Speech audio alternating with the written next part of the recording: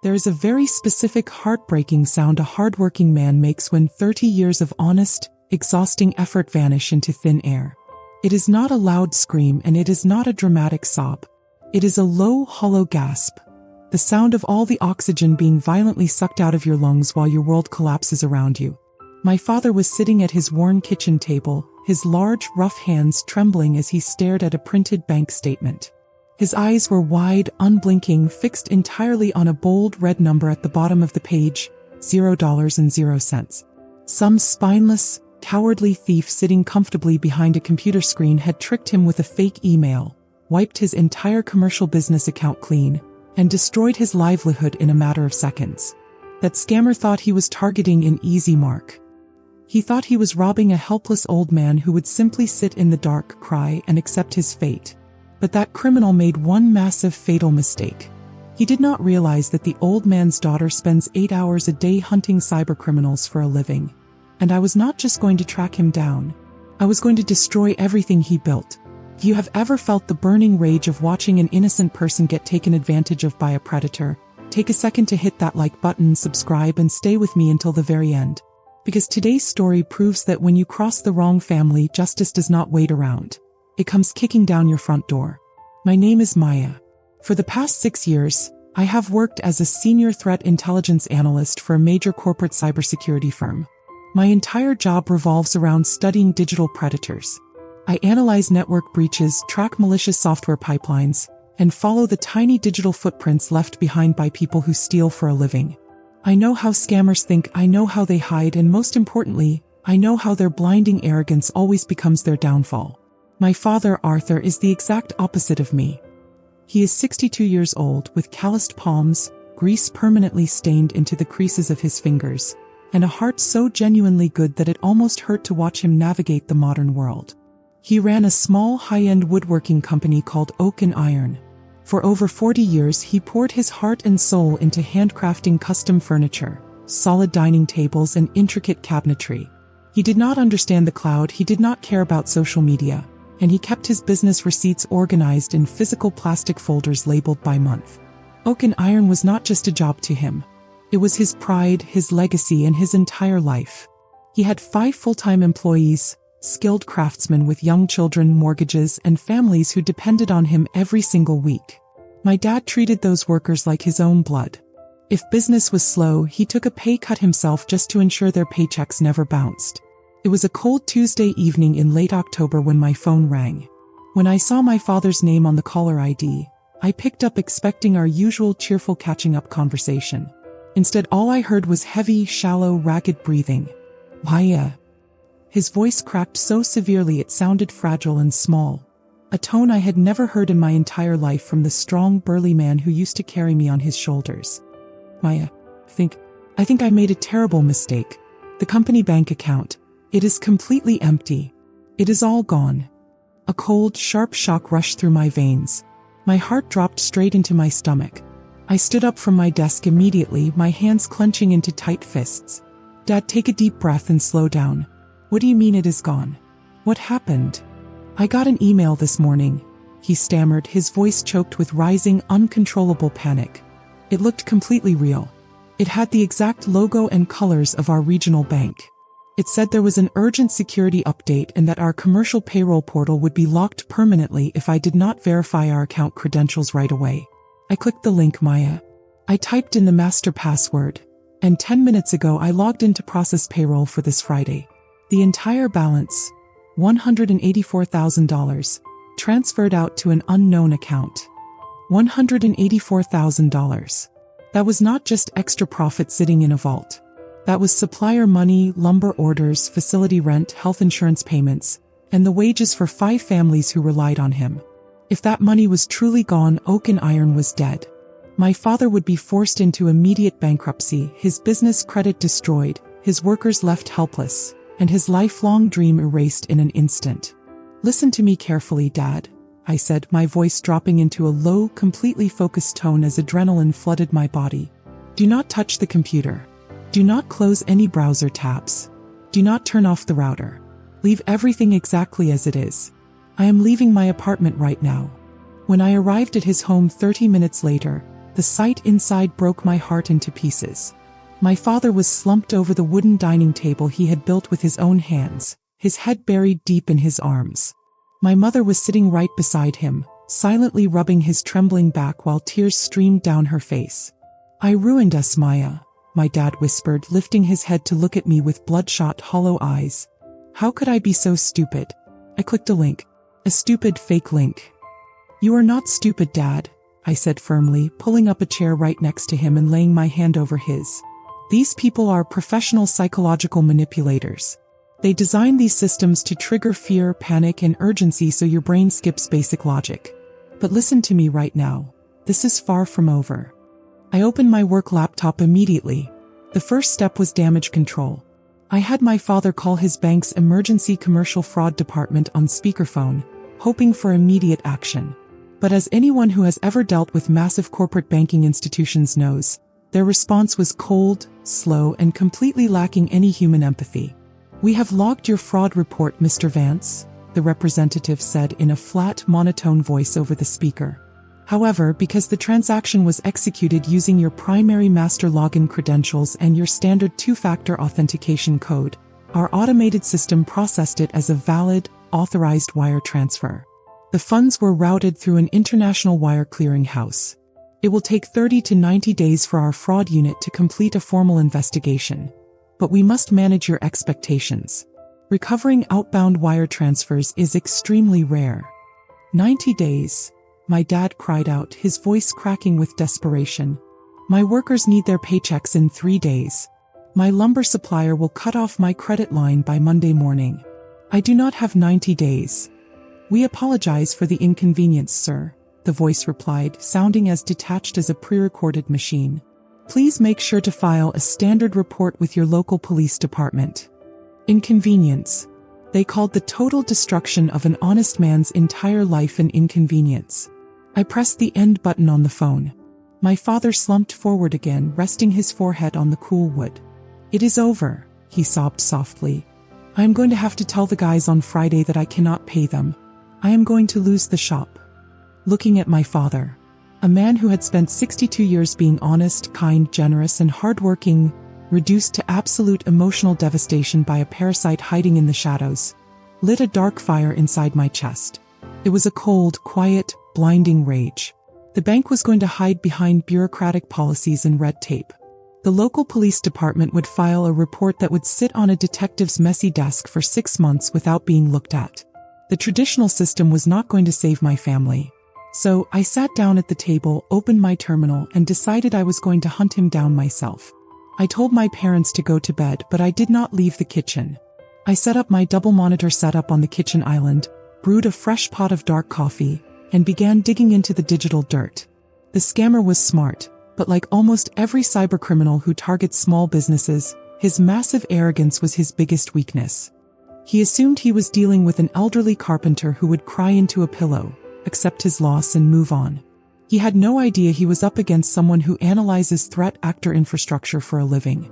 I started by pulling the full raw header data and underlying source code of the phishing email my dad had received. The email claimed to be an official security alert from First Horizon Bank, but the actual envelope sender address originated from a compromised, cheap web server hosted overseas. I traced the hosting IP address immediately. The attacker had routed his network traffic through a virtual private network, a VPN, to mask his true physical location, making it appear as though the attack came from a small server farm in Frankfurt, Germany. To a normal police officer or basic investigator, that is usually where the trail goes dead. But cybercriminals are creatures of habit, and they almost always leave trash behind. I began analyzing the raw JavaScript code embedded inside the fake phishing website itself. It was a custom-designed phishing kit built to capture bank passcodes and automatically forward them to the attacker. Whoever built this tool had left a tiny, critical vulnerability exposed in the public directory, a real-time notification script program to send an instant message to a private Telegram channel whenever a new victim typed in their password. I spent 4 straight hours breaking down the code line by line. And then, right around 2 in the morning, I found the mistake that would destroy him. The developer had left a secondary testing web address exposed inside the commented code, a private staging server he had used to test the phishing kit before launching it live against real victims. I pinged that staging server immediately. The security configurations were completely mismanaged. It was wide open. My heart began pounding heavily against my ribs. My fingers moved rapidly across the mechanical keyboard. I accessed the internal system log files of his testing server. In those text logs, the scammer had run several test attacks using his own real, unmasked home internet connection before remembering to turn on his VPN for the real deployment. He had forgotten to turn on his protection during his own testing phase. I looked at the screen and whispered to the empty room, "I have you now, you arrogant fool." The real IP address traced directly to a residential home internet provider in a wealthy suburb just outside of Atlanta, Georgia. But an IP address alone is not enough to get a criminal arrested by federal law enforcement. I needed a real name, a real face, and absolute proof of money laundering. I continued digging deeper into the web. I cross-referenced the scammer's domain name against historical domain registration databases. 2 years ago, that exact same web domain had been registered using a throwaway email address, ghosttrader99@protonmail.com. I ran that username through specialized intelligence databases, scanning public forums, old data breaches, and social media footprints. The handle ghosttrader99 popped up on an underground forum dedicated to selling stolen credit cards and cybercrime tools. On that forum, ghosttrader99 had posted a proud screenshot showing off his illegal earnings, asking other users for advice on how to quickly convert stolen wire transfers into untraceable cryptocurrency. In the top right corner of that uploaded screenshot, he had made a careless mistake. He had forgotten to crop out his secondary browser window. A tab was opened to a verified corporate digital payment account, registered under the business name Vanguard Digital Media LLC. I immediately accessed the Georgia Secretary of State Business Registry database and searched for Vanguard Digital Media LLC. Up popped an official filing record, along with a real name, Julian Vance Miller. Age 24. Resident of Alpharetta, Georgia. A cold shiver ran down my spine, followed instantly by a massive surge of pure electric triumph. I immediately pulled up Julian Miller's public social media accounts, and what I discovered made my stomach turn with disgust. Julian Miller was living a lavish, hyper-expensive lifestyle funded entirely by stolen money. His public photos were filled with pictures of him posing in front of a brand new high-performance sports car, holding massive stacks of $100 bills to his ear, wearing thousands of dollars in designer clothes, and posting ridiculous captions about hard work, hustle culture, and crypto trading. He was not some genius criminal mastermind operating out of a dark, hidden bunker on the other side of the world. He was a spoiled 24-year-old bully living in his parents' multi-million-dollar suburban mansion, stealing the life savings of honest, working-class people from the comfort of his air-conditioned bedroom. And the absolute best part of my discovery? On his public payment transaction logs, I spotted a series of incoming money transfers executed just 5 hours prior, matching the exact financial structure and split percentages of the stolen $184,000 taken from my father's business account. He had routed the money into domestic checking accounts registered under his real name, and he had not even finished transferring it into crypto yet. He was sitting on the stolen cash like a dragon sitting on gold. I looked at the clock on my wall. It was 3:15 in the morning. I did not waste time calling the bank customer service line again. I did not waste time waiting for an email response. I picked up my phone and dialed the Federal Internet Crime Response Center, using my cybersecurity firm's direct law enforcement escalation line to reach an on-duty federal agent. "I am reporting an active, ongoing federal wire fraud and money laundering crime in progress," I said, keeping my voice as calm, steady, and precise as ice. "I have the primary suspect's full legal name, his physical residential address, his real IP logs, his server configuration files, and live tracking of $184,000 in stolen funds currently sitting inside a domestic Georgia bank account." There was a long, heavy silence on the line. "Ma'am, who did you say you work for again?" "I am a senior threat intelligence analyst," I replied calmly. "And the victim he robbed yesterday is my father.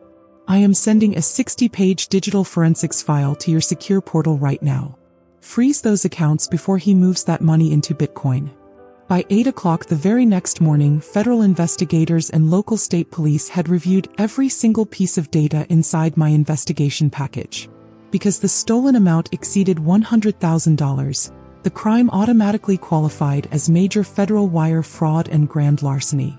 And because the stolen money was sitting inside a domestic account, a federal judge signed an emergency asset freezing order within hours. Julian Miller's accounts were frozen solid. Every single cent of my father's money was locked down before the scammer even woke up to check his phone. But simply getting the money back was not enough for me. I wanted Julian to understand exactly who he had tried to destroy. Through the federal prosecutor assigned to the case, I learned that local law enforcement officers were preparing to execute a high-priority arrest and search warrant at Julian's residence early the following morning. The prosecutor, stunned by how fast and thoroughly the digital evidence had been gathered, agreed to let the lead officer keep a phone line open so I could listen to the operation as it happened. That evening, I sat down at the kitchen table with my parents. I printed out the official federal asset recovery notice and placed it softly in front of my dad. He picked up the paper, his hands trembling once again, but this time not out of fear. He read the official bold text at the top. "Maya, is this real? Is the money actually coming back?" "It is already frozen and locked, Dad," I smiled, wrapping my arms tightly around his neck. "The wire transfer back to your business account has already been authorized. Every single dollar is returning. Payroll is safe. The employees will be paid. Oak and Iron is safe." My father put his head down and wept, long deep tears of overwhelming relief and exhaustion. He held me so tightly I could barely catch my breath, whispering thank you over and over again until his voice gave out. "We are not entirely finished yet, Dad," I whispered softly, looking over at the clock on the wall. "The final act happens tomorrow morning." At 5:45 the next morning, I sat on my sofa with my coffee, listening through a secure phone link connected to the lead officer's tactical communication setup. "We are at the front perimeter," the officer's quiet voice echoed through my speaker. "Moving in now." A few seconds of dead silence passed, followed by the thunderous, violent sound of a heavy steel battering ram smashing against a solid wooden front door. A loud crash echoed through the receiver. "Police federal search warrant, open the door. Open the door now." Screams immediately erupted inside the luxury home. Dogs barking hysterically, shouting officers, and the heavy sound of tactical boots rushing up a grand marble staircase. "Clear the hallway. Moving to the primary upstairs bedroom. Go, go, go." A bedroom door was kicked open with massive force. And then a high-pitched, terrified, pathetic scream filled the audio. The unmistakable voice of Julian Miller, completely stripped of all his online confidence and fake internet bravado. "What is happening? What are you doing?" Julian shrieked, his voice cracking like a panicked child. "Get off me. Dad, call the lawyers. Get off me right now." "Julian Miller, you are under arrest for federal wire fraud, computer crimes, and grand larceny," an officer shouted over the chaotic noise. "Put your hands behind your back right now. Do not move. I did not do anything wrong. This is a giant mistake. I am just a private crypto investor. You cannot be in my house." Julian was sobbing uncontrollably, hyperventilating so hard he was gasping for air. "Shut your mouth," the lead detective barked back coldly. "We have your primary server logs, we have your fake domains, and we have every single transaction record from the commercial business account you drained 2 days ago. You thought you were clever, kid? You robbed the wrong family. The victim's daughter is a senior cybersecurity analyst. She tracked your sloppy, arrogant tail down in less than 4 hours."